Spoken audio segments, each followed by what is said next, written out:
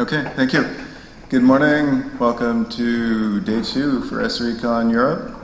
And I'm happy to introduce someone who probably needs no introduction, but Garrett is one of our key program reviewers. Is going to talk to us. He's formerly from HEANet and formerly Google, and he's now been pulled away by the Facebook. So, welcome, Garrett.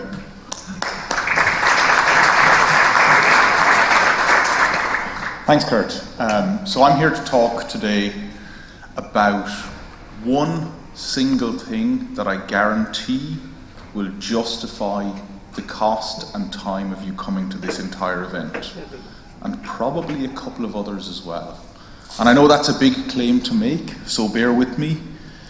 I'm going to talk about incident management, how we deal with it at Facebook, and share our not-so-secret sauce about how we review incidents and learn from them, and thus make our services better, more resilient, and focusing on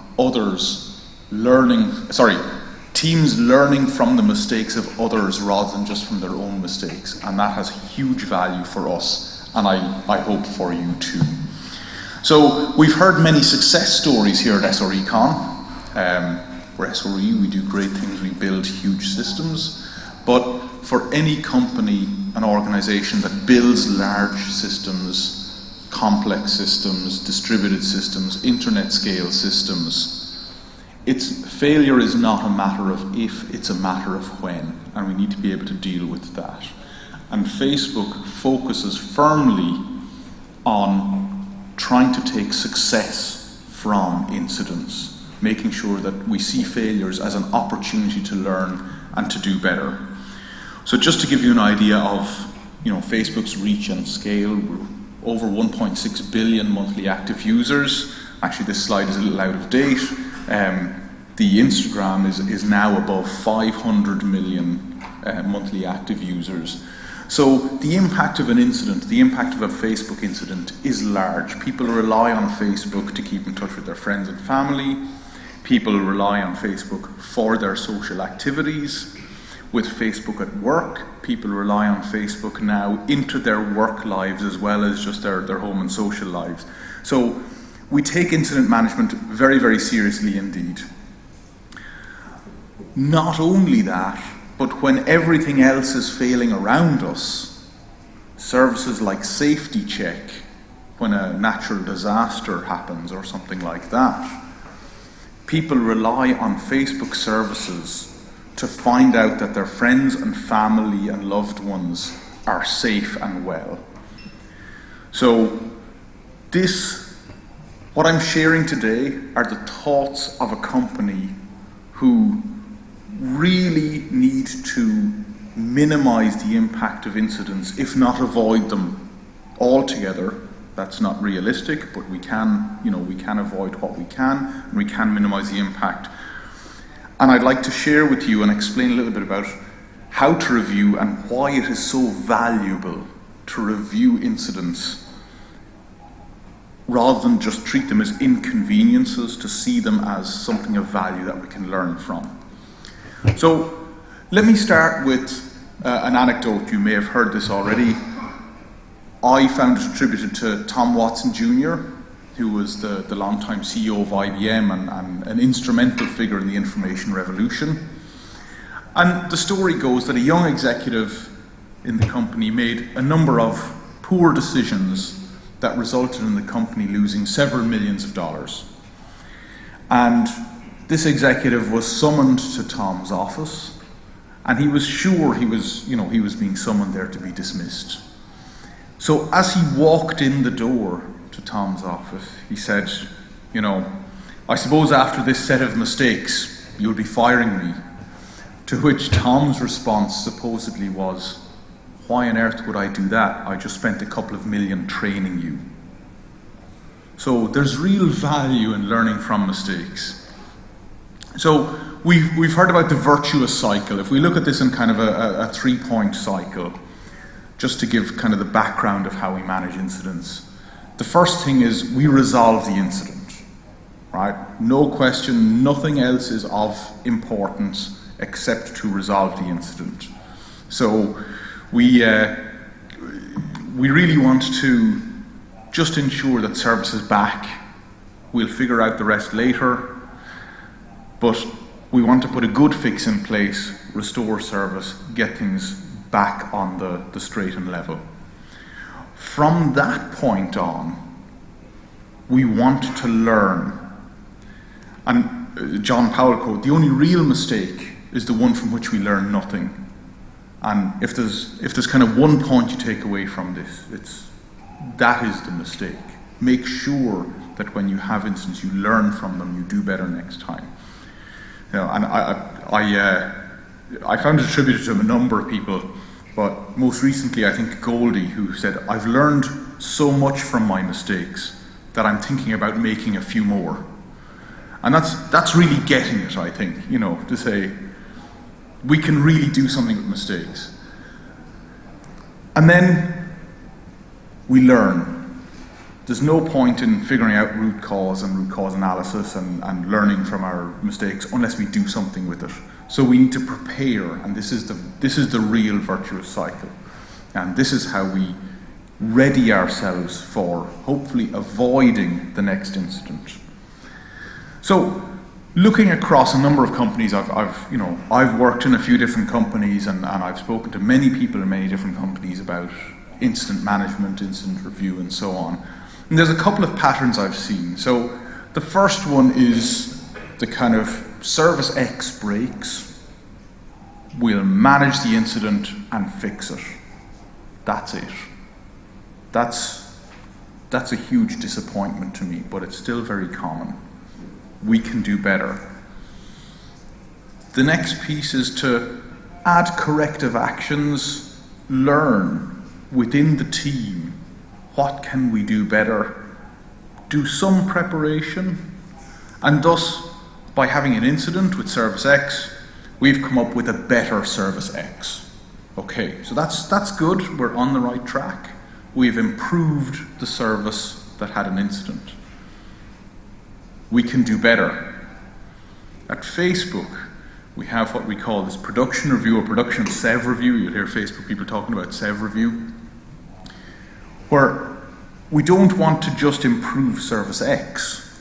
We also want to improve multiple services. So when there's an incident in one service, we want to share the lessons learned. We want to widely communicate what happened, how it happened, and so on. And we want to improve multiple services. And that's incredibly valuable.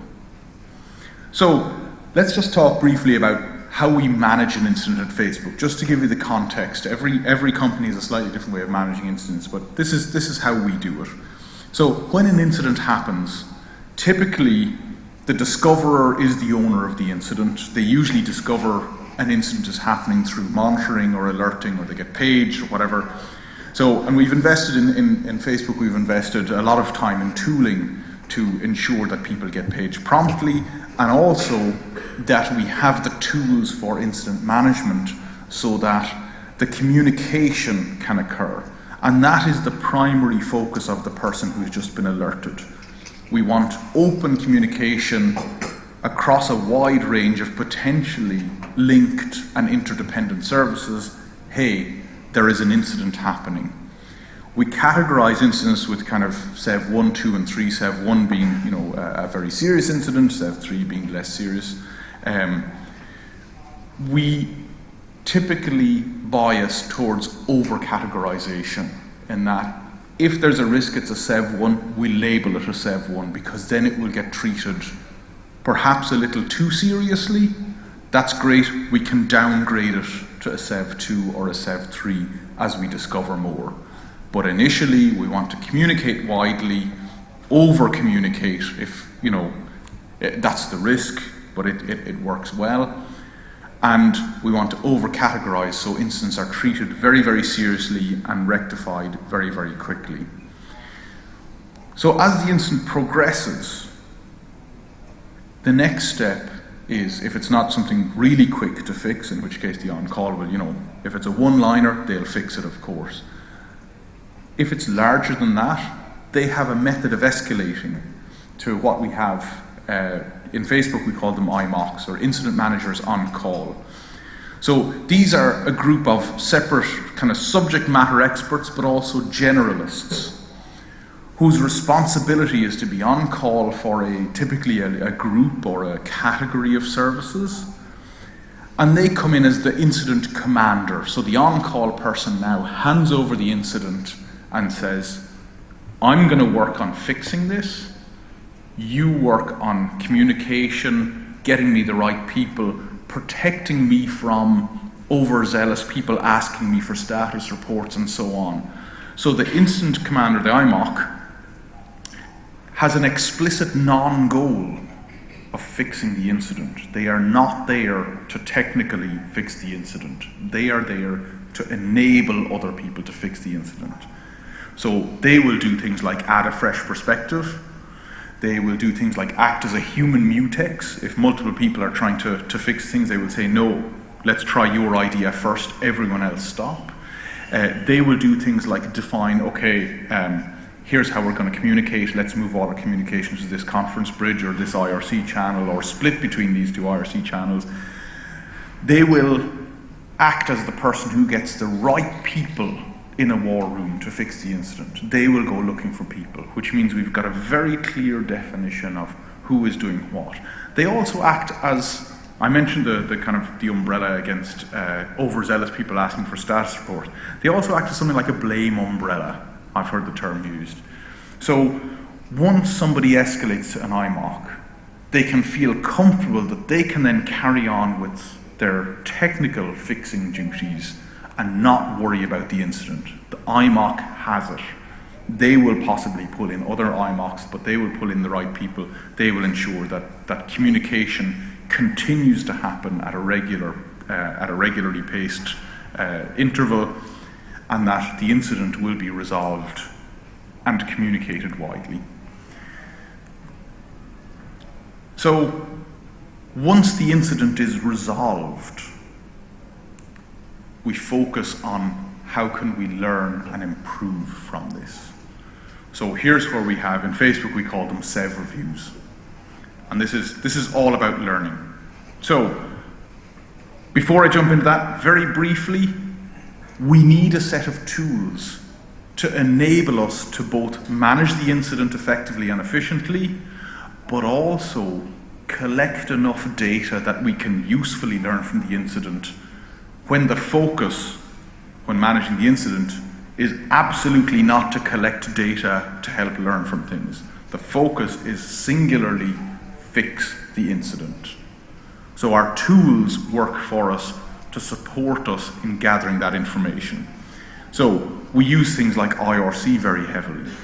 This gives us a great communications medium, but also an individually time-stamped log of everything that was said.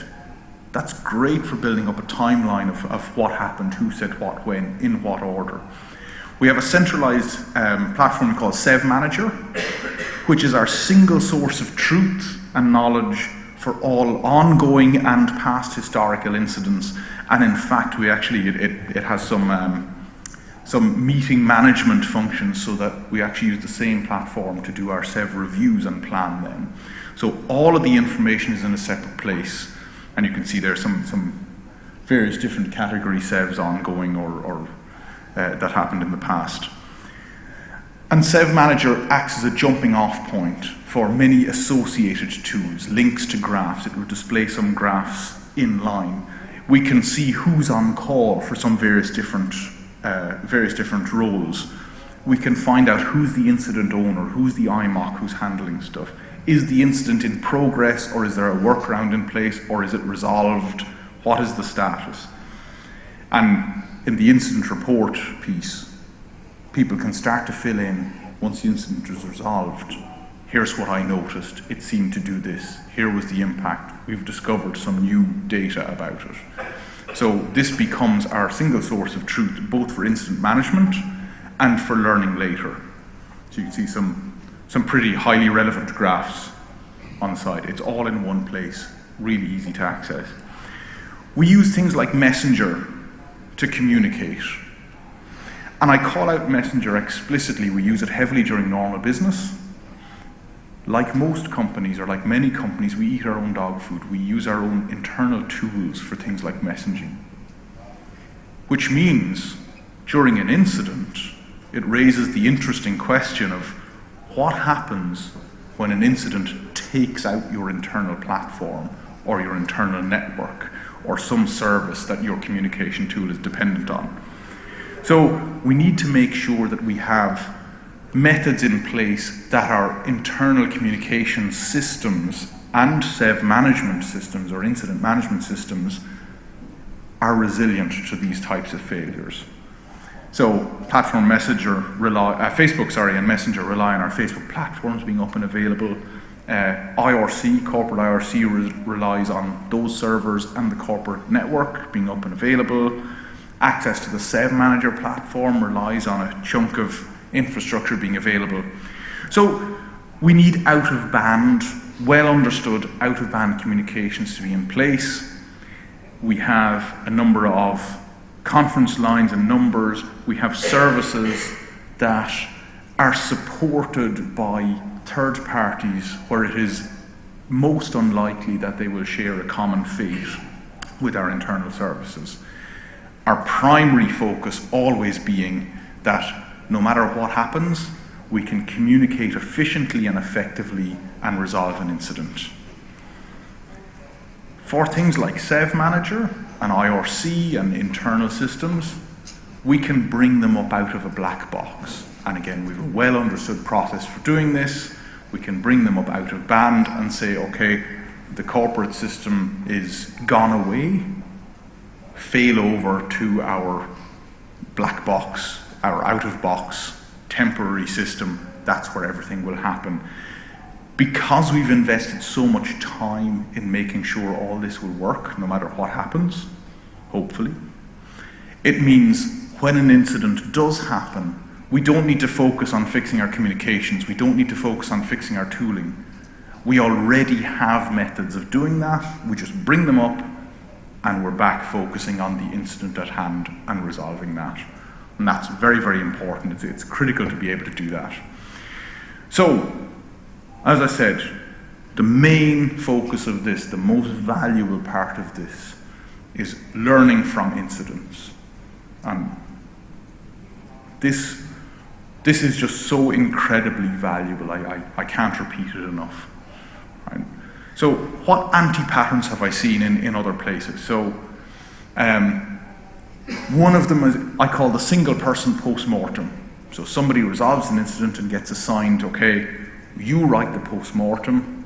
They spend probably a significant chunk of effort writing up their lessons learned and root cause analysis. And maybe they email it to their manager or they put it in a document management system and no one really reads it. And that's disappointing and soul destroying. We can do better. I have seen many companies have a team visibility review. So they do really well. They have some kind of post-mortem or post-fact analysis, and they share that with the team. And that's what I was referring to when we talk about the inimitable service X. It had an incident. We've made service X better. Not improved anything else, but we have improved our own service, and that's good. That's a great start. We can do better. So, how do we do this in Facebook? We actually review each incident up to 2 times. First, we could do a team-specific review. The advantage of doing this team-specific review is you have the right people in the room to do a deep, technical and system-specific analysis on root cause, impact, and so on. The second review is what we call our production review. This is a very wide invite list.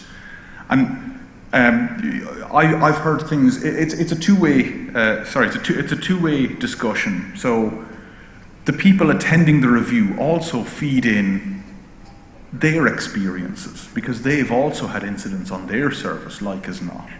So sentences such as, oh, this looks similar to whatever, or we had a similar incident and we did this and it worked well for us. Have you considered doing that? Or this sounds like that time when whatever happened and we thought it was this, but it turned out to be that. Have you checked that actually you're not misinterpreting metrics, or have you really got the right root cause? This is incredibly valuable two-way learning. Our culture absolutely is blameless. So everybody in Facebook at some point will cause a SEV, will cause an incident, probably. Hopefully it will be minor. But nobody has ever been fired, nor will they, for causing a SEV if they're doing their best to do their job competently, right? We have a blameless culture. We need that so people are open and honest and can say, this is what I did. I thought it would do this. Turns out it did this other terrible, awful thing instead. Okay. Why did that happen? Let's learn from it. Maybe documentation was poor. Maybe a command had a bug in it. Could be anything, but at least now, because people are openly and honestly communicating, we can learn from it instead of people being scared to say, well, I'm not really sure what I did, I don't want to talk about it. And we need this so that we, as an innovative internet scale service, can move forward quickly and keep moving fast while making sure we have a solid, stable infrastructure platform and are prepared for the worst. The invite list, as I mentioned, for production review particularly, is wide. Anybody in engineering or infrastructure can attend. It is regular to see Jay, our head of infrastructure, attending SEV review. He takes it very seriously. Most production SEV reviews, Pedro, our head of engineering, will be present. So right from the top down, there is a great seriousness and value attached to this SEV review process, this incident review process. And that means people take it seriously, and that means we learn well from it. We do these weekly. Because we do them regularly and weekly, people expect them. They attend them. They already have time blocked out in their calendar. They know, 3 weeks in 4, they learn something new by attending. It's a really worthwhile meeting to attend. So regular cadence. As I mentioned, we review stuff up to 2 times. Firstly, in kind of small team or service-specific team, where we do that real deep dive, focus on root cause and kind of team-specific lessons with the specialized expertise that's in a service team. And then we socialize more widely to the production team, our production review. And that's where we focus on larger patterns and anti-patterns, larger audience. And as I said, it's a 2-way review. There's a larger body of experience to draw from and to learn from. If you want to do these yourselves, I've kind of boiled down what we do to 3 questions. And these, when I'm running production reviews, I ask 3 questions of every incident. What was the impact? What actually happened? And what did that mean for the wider Facebook? That's really important to understand and give context. Secondly, how did it happen? This is our classic root cause analysis.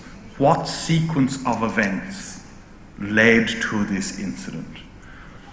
And finally, how do we avoid it next time? And that's the gold, right? We figured out what the impact was. We figured out what led up to it. Now we're learning, okay, if we break the chain here, we've avoided an incident. So sharing this knowledge allows us to grow really quickly, to spread knowledge rapidly as we grow. It allows us to pre-discover faults and latent incidents in other teams. It allows us to identify anti-patterns and fix them before they cause an incident in other teams. That is incredibly valuable.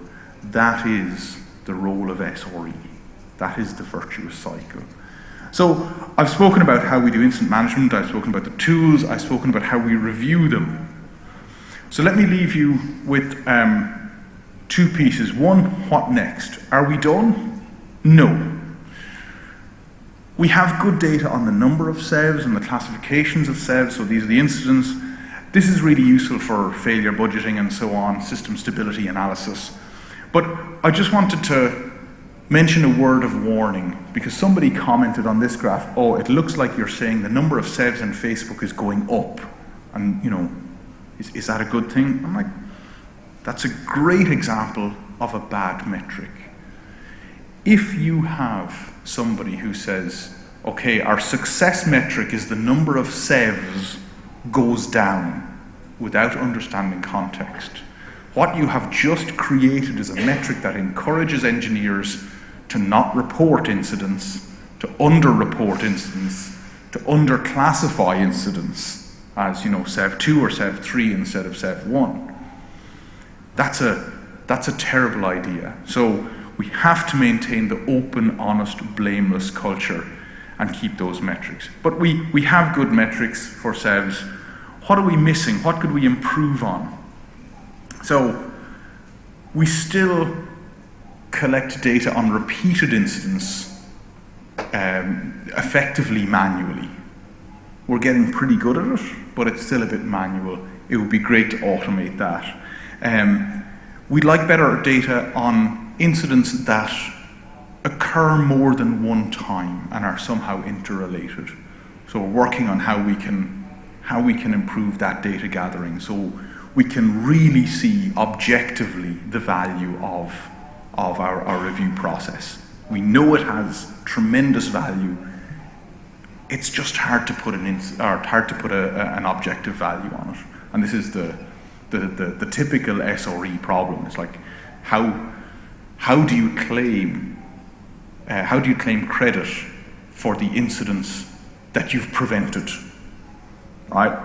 We're working on trying to gather that data and getting there. And we'll continue working on our tooling and our communications methods and our tooling to make sure we resolve incidents more efficiently and more quickly and avoid them where possible. So absolutely 1% finish. So let me leave you with a real story. I have to take a lot of the details out, but they're not particularly relevant. Numbers and stats aren't particularly relevant. So in a real production incident review, a team explained how they had caused a global incident because they wanted to push out a new version of their software for their service, and they used a standard canary process. So for those who haven't come across canarying, it's where we take the software and run it on a very small percentage of the fleet, say, you know, sub 1% of the fleet is now running the new process. In this case, they discovered there was a problem with the canary, or with the new version of software. Perfect, that's what canaries are for. We'll do a rollback. So they used a method that they had used before with some slight changes to roll back the canary, which instigated, the way it did this is it would restart the canary servers, or the service at least on those. And of course that would come back up with the production version and all is good, and we're only restarting a very small percentage of the fleet, or at least the service on a small percentage of the fleet. Instead, what happened is it restarted the service on the canary machines and restarted the service everywhere else globally. And because it was a canary restart, none of the usual rate limits applied. So it instantly and irrevocably restarted all of the service globally, everywhere, all at once. So that was a pretty serious incident. Service came back up. It's all good. We analysed this. But what I really want you to take away from this is when that team discussed what they had done and the commands they had used to do it and what they expected to see and what actually occurred. No less than 4 other teams in the room with me went, that's exactly what we do. So that one meeting prevented at least 4 other teams globally restarting their service. So that was a worthwhile meeting. Those 4 teams, they're the ones I knew about. They're the ones who happened to attend that meeting right then and make it known that that was exactly what they did. There are probably more. So just to wrap up, this is one of the most valuable things we do in incident management at Facebook. We learn and we cross-pollinate. We treat it as valuable because it is valuable. We're still working on improving, objectively measuring just how valuable it is. We'll get some of the way, perhaps we'll never know how truly valuable it is. If there's one thing you take away from this conference, it is to consider going back to the organizations you've come from, review your incidents, learn from them, and cross-pollinate that knowledge across multiple teams and prevent incidents before they occur. So instead of just making service X better, let's make all the services better. So thank you.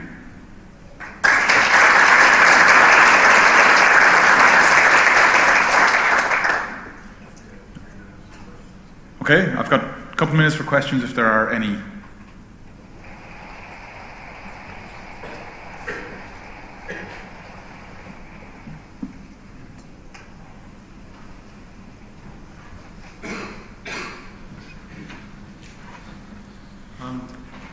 Hello? I was just wondering, when you do the review meetings and you have a list of, say, action items, do you just track them in a bug tracking system, or any insight how you keep getting that long-term thing working? Yes, we do track them in exactly a bug tracking system, but also those are linked as follow-up tasks in SEV Manager. So I can look at any incident and I can see per individual incident, are there still outstanding actions? And that's one of the things we take very seriously. Let's say, a second incident occurs and we realize it was related to the first one and it happened because there's an action not done yet. We take that very, very seriously, and we try and avoid it, obviously. But that's a great signal to us that we are catching the right actions, and it acts as a trigger to prioritize bug fixes and tasks and so on appropriately to make sure we do avoid incidents. Okay, thanks. So you've got, say, a 1-hour meeting each week. If you have 20 incidents in a bad week, how do you filter them? How do you decide which ones get 10 minutes or 15 minutes in the meeting?